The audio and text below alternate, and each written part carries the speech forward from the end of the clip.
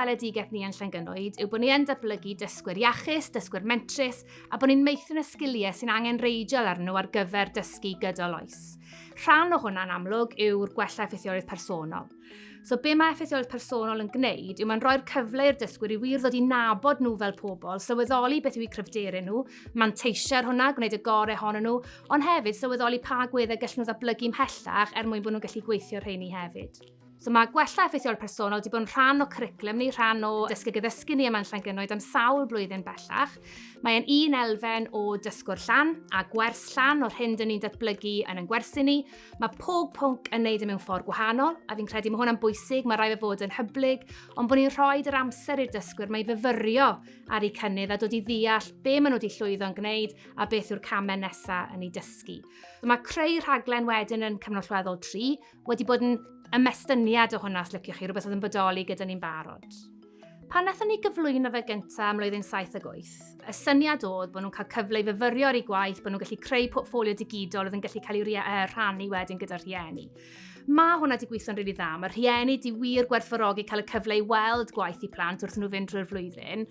Falle beth sydd ddim wedi gweithio cystal yw'r ochr yna o fyfyrio, cael nhw i sylweddoli beth yw'r strategaethau maen nhw'n gallu defnyddio, cael nhw sylweddoli beth yw cynnydd da a pam bod rhywbeth yn cynnydd.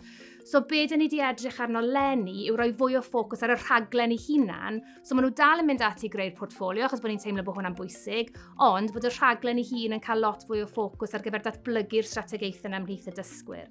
Mae lot o weithgareddau gyda nhw i adnabod beth sy'n gwneud nhw'n dysgwyr effeithiol a pa strategaethau gallen nhw roed neu le er mwyn gwella fyth gyda'r hyn maen nhw'n wneud.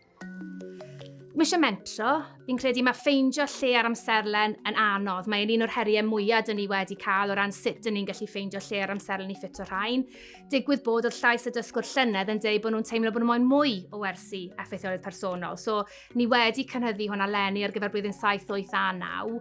Mae amserlen a cwricwlwm cymllol 3 yn fwy hyblyg na beth sydd gyda ni'n cymllol 4, ac felly mae blwyddyn nesaf mynd i fod yn her o ran ffeindio'r amser i roi'r gwersi yma mewn, ond fi'n credu mae'r adborth cychwynnol ni wedi cael gan y dysgwyr yn golygu ni'n gweld gwerth iddo fe.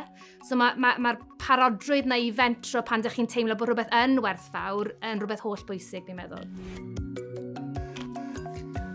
Eleni, ni wedi symud y ffocws o fod ar adnabod a gwerthuso cynnydd y dysgwyr i fod i ddatblygu dysgwyr sy'n gallu adnabod arferion mwy cadarnhaol yn ei bywyd dydd i dydd a thu hwnt, really.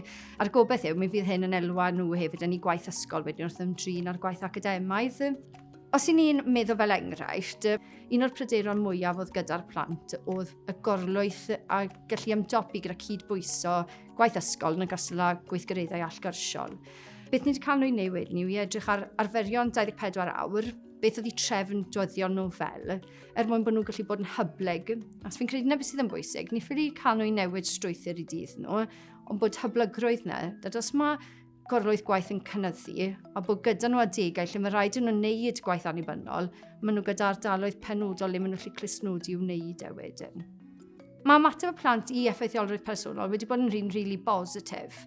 Beth sydd wedi bod yn neis yw gweld nhw'n bod mor agored, ond beth oedd yn neis hefyd, o'n i wedi gofyn iddyn nhw pa beth achos nhw'n edrych mlaen i, oedd rai o'r plant wedi gweud am dechreuad newydd.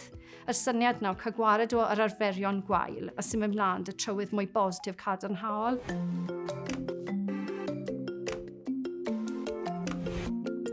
Am fy marn i, pryd mae'r dysgwyr nawr yn dod mwy gyfarwydd i ddefnyddio'r strategaethau yna, maen nhw'n datblygu mwy o hyder wrth defnyddio nhw, maen nhw'n naturiol yn mynd i ddefnyddio nhw fewn gwersi o ddydd i ddydd, a hefyd wrth ymdrinau gwaith academaidd nhw.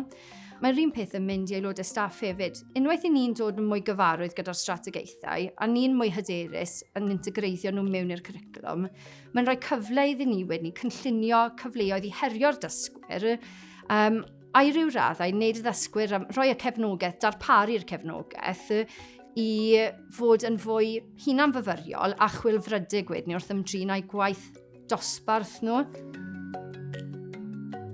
Beth fi'n mwynhau am gwersi effeithiolrwydd yw bod ni'n gallu tracio ei emosiynau ni. Mae'n bwysig i ni oherwydd bod ni'n gallu dangos os ni'n drist, os ni'n hapus, pryd ni'n dipio a pryd ni'n cael spike o egni, ac mae'n helpu ni i deall beth ni angen gwneud i helpu hwnna. Rydw i'n mwynhau y gwersi oherwydd rydyn ni'n gallu siarad am emosiynau ni a ni'n gallu deall sut i fel reoli nhw. Rydyn ni'n credu mae gwersi yn bwysig oherwydd ni gyda fel athrawon rydyn ni'n gallu siarad i ac ymddiriad mewn. Mae'n mynd i lleihau lefelau straen ni a gwybod sut i delio gyda'r straen. Fel unigolyn sydd mewn rhan holl bwysig o addysg, teimlaf os cafodd y cwricwlwm newydd yma ei rhoi allan yn gynharach, fydd hyn yn gallu helpu y ffordd rydyn ni fel ddisgyblion yn adolygu am aroliadau'r hawdd. Mae'n loads o gwaith ac felly mae'n dangos sut y rydych chi'n gallu cydbwyso ysgol ac eich bywyd personol. So achos dyn ni ar y siwrne os liciwch chi o ran addasu'r rhaglen eleni, y syniad yw unwaith dyn ni'n cael yr adborth, ni'n myfyrio, dyn ni'n gwerthuso'r hyn dyn ni'n gwneud, byddwn ni wedyn yn gallu adeiladu hwnna i fod yn rhan o'r canllawiau dysgu gyddysgu sydd gyda ni yn Llangynwyd, so fydde'n dod i ffurfio rhan o'r gep sydd yn digwydd ar draws yn adrannau ni.